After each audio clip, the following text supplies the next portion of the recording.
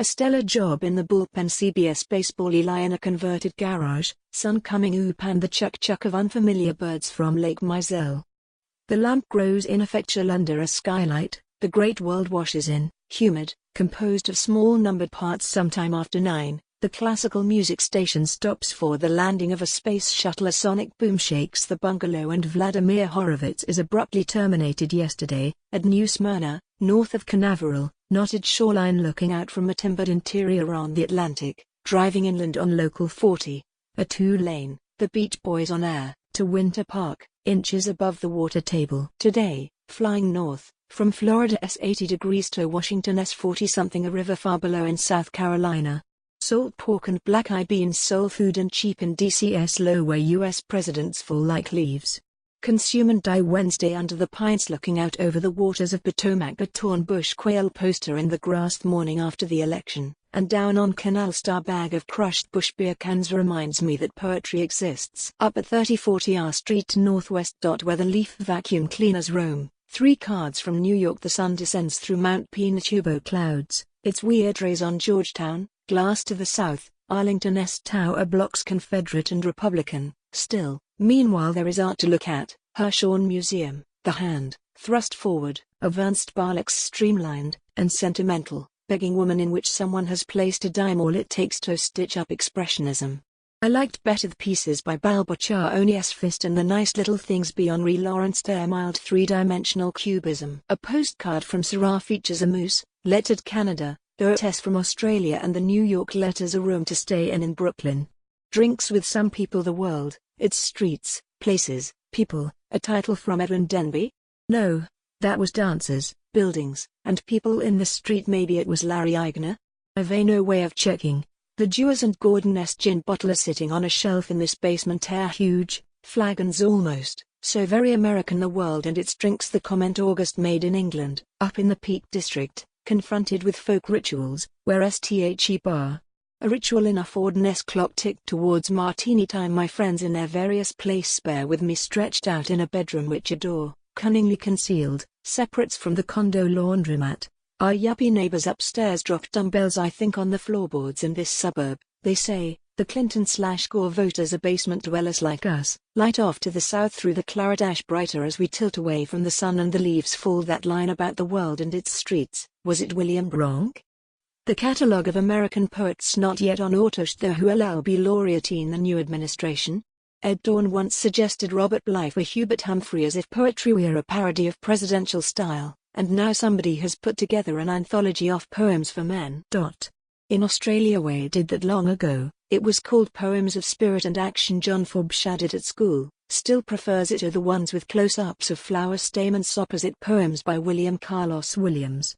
It was raining in the capital and Radio Heartbreak was on. Respighi laugh or cry music as Terry McGraw would have it. I have ruined our landlord's floor with oven cleaner. Photo, close-up, a container of oven cleaner. Tonight I eat with the lawyers in Capitol Hill while the president packs his clothes. Actually, the respite is developing more into laughter mode. It's overblown pictorialism.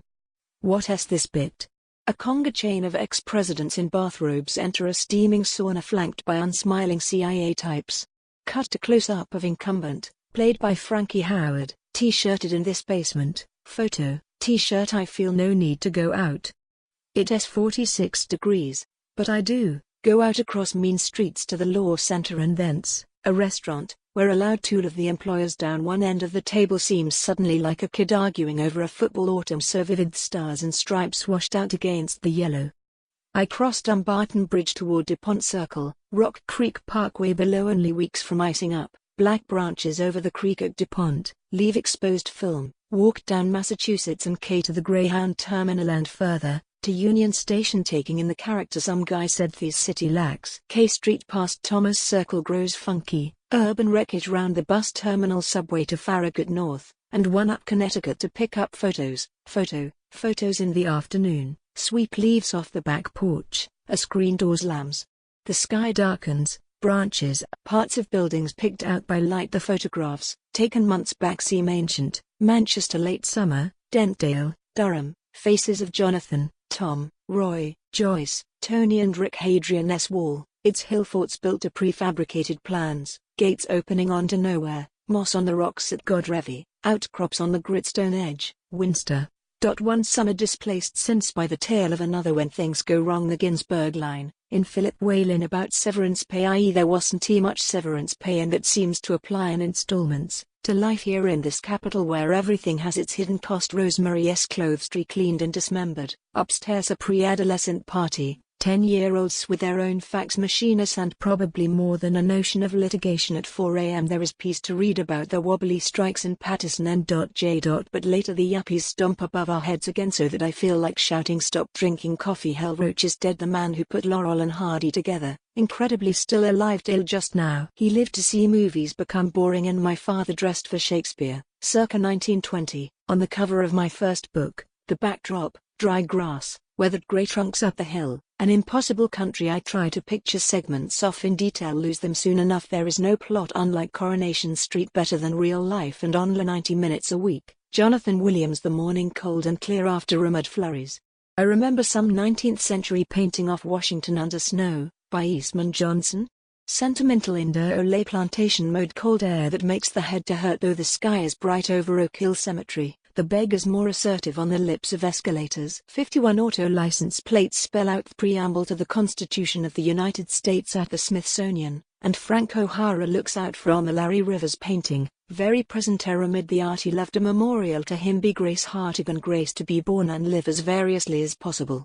Words which could be attributed to the Reverend Howard Finster. His fountains issuing from faucets, a river of blood, just that though the source may be a cut finger, and plenty more just folks whom circumstance and vision worked through so that they figured how art could be done, as I write now on Rosemary's sleeping shoulder, arranging a table to jot in haste though not to disturb. Something happens that you walk away from as you walk away from your own history. My father, the cover of a book. My mother, a gold ring, enigmatic, unsequenced for plot or rhetoric, more interesting when decontextualized than as psychology. The TV character last night who went to analysis because her mother and father hadn't given her a hard time. Anything can be fixed here, even poetry, though nobody wants to do it anymore. Fix things, that is, not write poetry. Everybody wants to do that.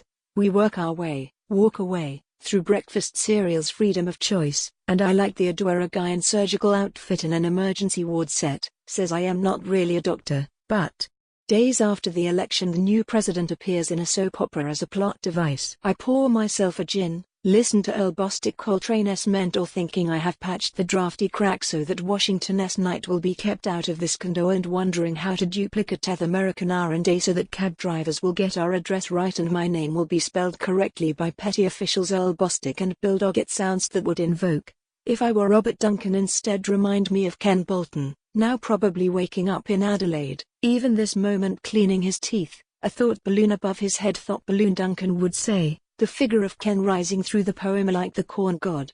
As in One Night in Washington, the record where Charlie Parker played the wrong tune over an unaccustomed backup and they had to figure out what he was doing. The pianist slightly haywire, feeling for tempo and key as Parker doubles up, oblivious, knowing where he is going, so the poem leaves behind any notion of what its Arnoldian simile is about. Just one manner off jumping in the capital, better than jogging in the capital, though less characteristic I guess, and waves to its friends on another shore, dancers, buildings and drinks in the street down on Rock Creek's tributary, a maze of branches, leaves, undergrowth, advanced puzzle in which I make out the figure of a young woman sketching, and further, a man, stripped to the waist, washing shirts in the rivulet. Halfway up the slope to Safeway's a concrete divan, shaped for Madame Recamier. The human figures, characters escaped from paintings like the ones in the background of De Juna sur El Hub, which seem to occupy a different dimension. Even these rustic details of Alenfon's city suggest French analogues, though up the hill Washington Cathedral 20th century Gothic with elevators and climate control suggests a big nothing. At least that only a nation of fundamentalists and showbiz types could put a Gothic cathedral on a hilltop. I move about through these in virus grasping color and light as the capital slides into winter. Warm air chilling after 3, darkness by 5, ham hocks over gas simmering, a gold ring, the cover of a book. It's time for drinks and music, no photos. Autumn in New York or moonlight in Vermont. Dumbarton Oaks, where Igor Stravinsky stayed, only a block away, gardens laid out for pleasure, all seasons. Veterans Day, Glover Park, a leaf impasto underfoot for miles, the grey tree trunks producing an effect of haze from the Palisades. An old railroad bridge, boarded up, cuts over Canal Street to the towpath, pairs of mallards on the waterway. A man, veteran? With bedroll and 6 packers if I am a local. Sorry, you read 12,000 miles off return from the drizzle to a call from Vermont for Rosemary. Take a message. A try to our landlord collects pens that don't work and places them all in jars near the telephone.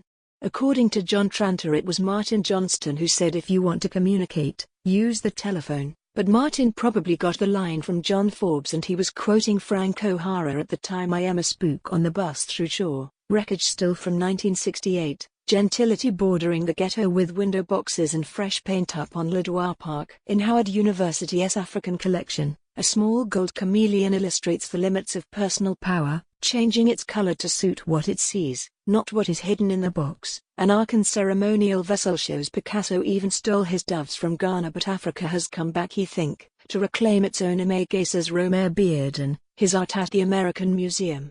Africa. Lorke and Vachel Lindsay loved you, but you go further. A chameleon in the box, not my personification of a continent. I walk back on Columbia, a break in the drizzle, to the border at 14th Street where signs become Spanish turbulences cross the map. Snow falls in the panhandle of Texas this morning. Classical 104th advertises a book, illustrated of poems by Robert Frost. Makes profound truths really accessible in a language everybody can understand. Out on the street, Latinos with their compressors on their backs blow the dead leaves away.